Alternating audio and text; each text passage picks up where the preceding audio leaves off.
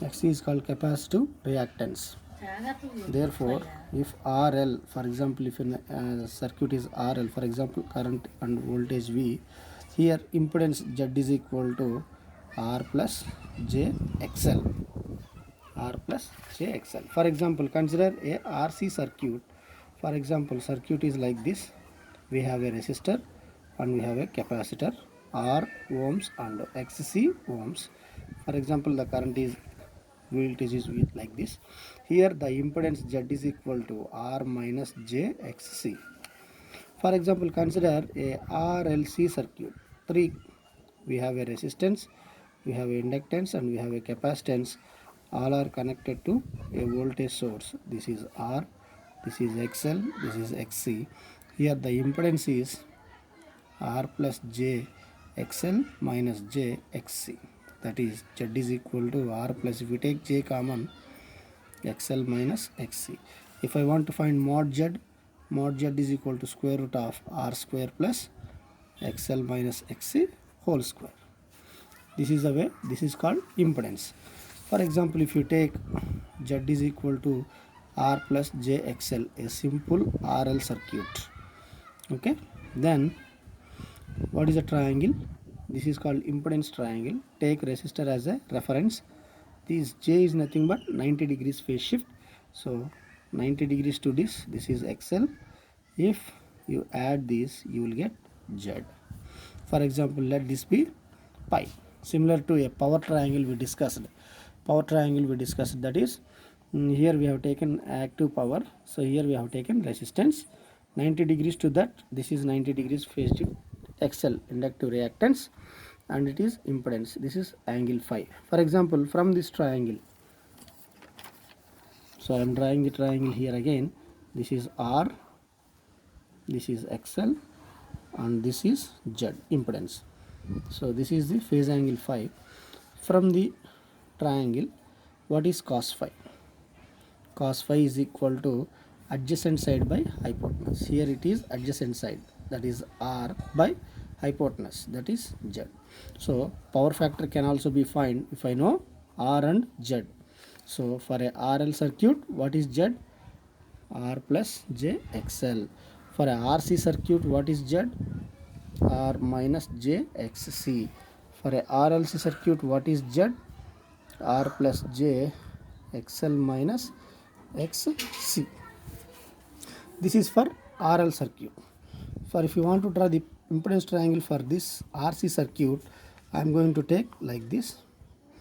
R, this is plus J, and I am going to put downwards. This is, for example, minus J, because R minus J XC.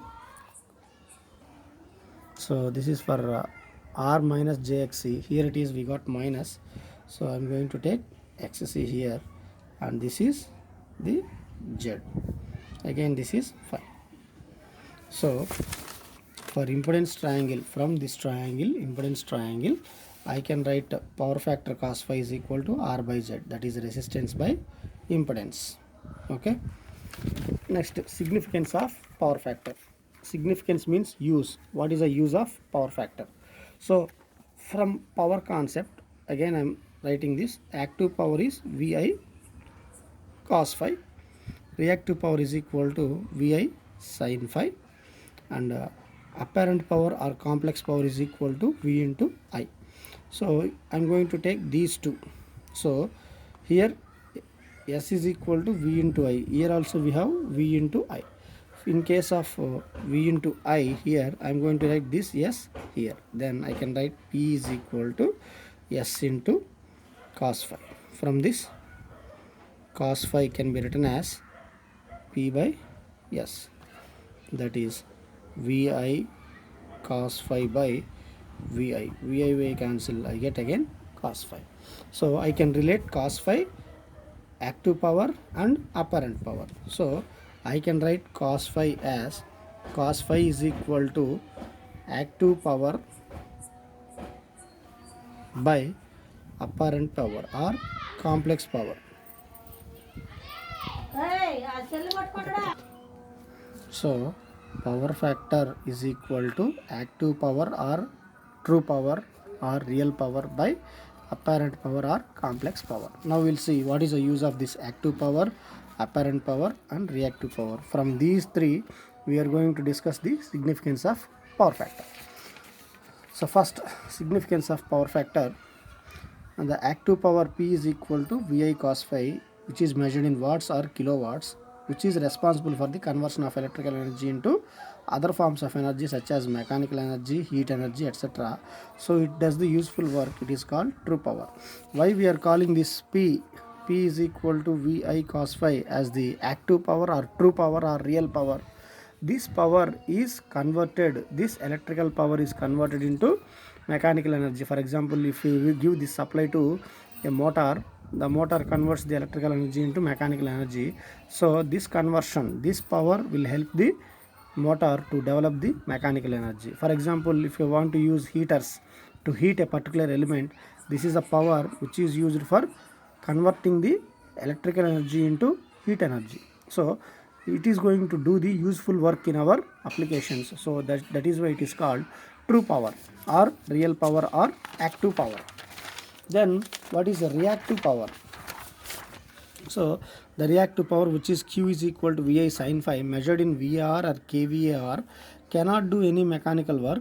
It is the wattless power, so it is known as reactive power.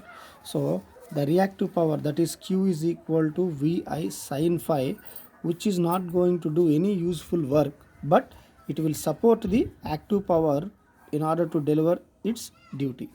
So this reactive power is not going to do any useful work, so that is why it is called wattless power or reactive power. It is used to produce magnetic flux in the electromagnetic machines and inductors and reactors. It is also useful to accumulate charges in the capacitors. What is the main function of the reactive power? It can generate the flux in the electromagnetic machines and inductors. So and the circuit is for example, we have known the power factor cos phi is equal to active power by complex power. For any AC circuit, we are going to measure the complex power, that is S is equal to V into I, that is similarly IRMS into VRMS. Generally we prefer the values in AC circuits in RMS values, right, rather than the peak values. So for any circuit we are going to measure this complex power. If you know complex power, so if you know power factor, then what is the amount of active power that is needed can be calculated from this equation. For example, if you see the equation, cos phi power factor is directly proportional to active power.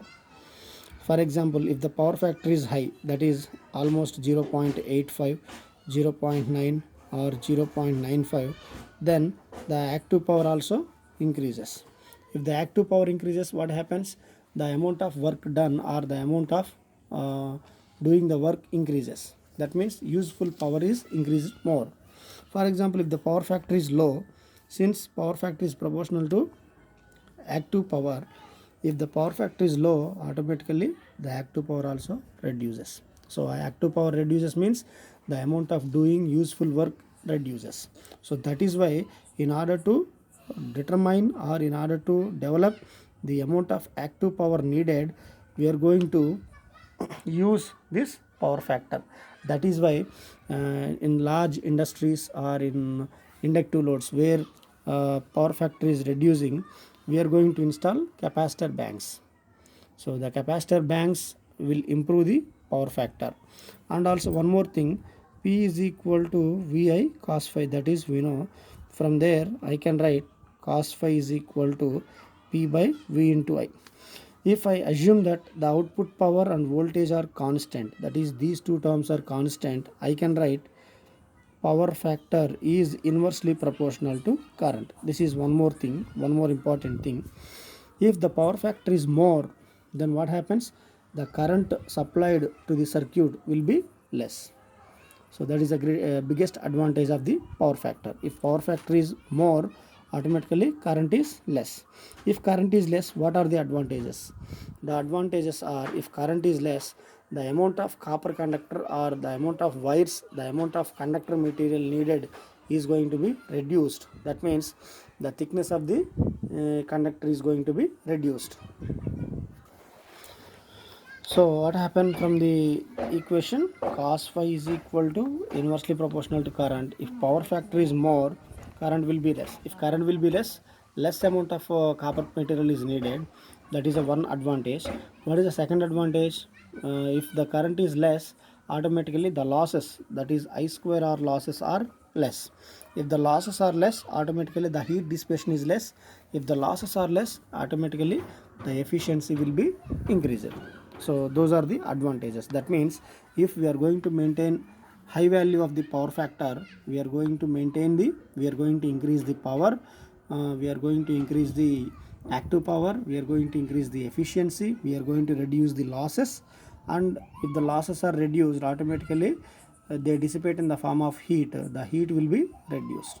These are the advantages of improving power factor or significant of power factor. Okay, so power factor plays a very major role in industries or in power generation, transmission, distribution. Wherever you go, the power factor plays very important role. That is why the companies or the industries which are working or which are operating under low power factor, they will be penalized with some amount of money because of not maintaining the power factor. Why? Because if power factor is not maintained, generally we have to maintain the power factor in the range of 0.8 to 85 to 0.95. If the power factor is bit low, automatically the current drawn by the circuit increases. If the current drawn by the circuit increases, then automatically the losses will increase, and we need more copper material, which is also a economical task. So automatically the overall efficiency of the system is going to be reduced. That is the significance of the not maintaining the proper power factor. And we in the attachment, in the material given, I am going to issue some more causes of poor power factor. What are the reasons for not maintaining the power factor proper? That means what are the different reasons for poor power factor, and I have also given disadvantages of low power factor. What happen when power factor is low, and how we are going to compensate this. All are given in the attachment. Please follow through it and read it well, because it is a very one more important question. He is going to ask like this: what is meant by power factor? Explain about the significance of power factor in electrical circuits. So this is one more important question from this unit. So I hope you understand it, and please go through the attachment I am giving, and please follow the video lecture, and if you have any doubt, please contact me. Thank you.